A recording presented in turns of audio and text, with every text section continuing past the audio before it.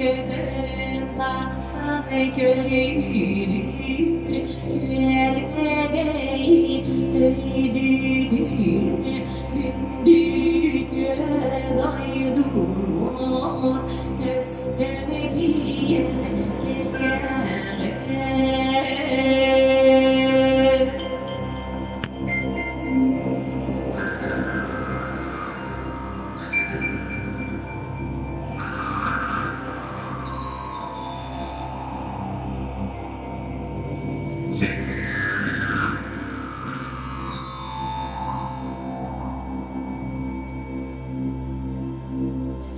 Kader yörgen idiger Tardiger istartarıdır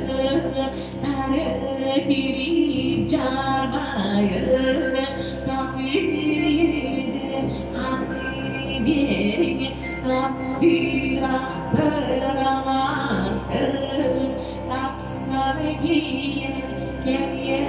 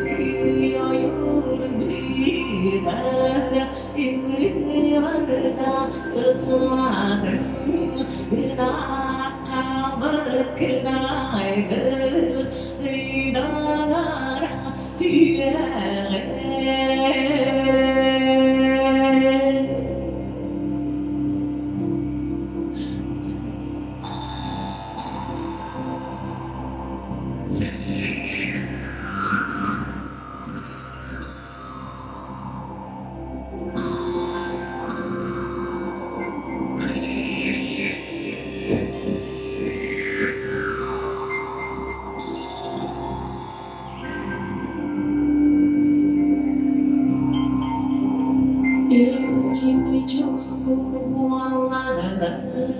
Yeriz yürek dolguyla İster ciddi geleni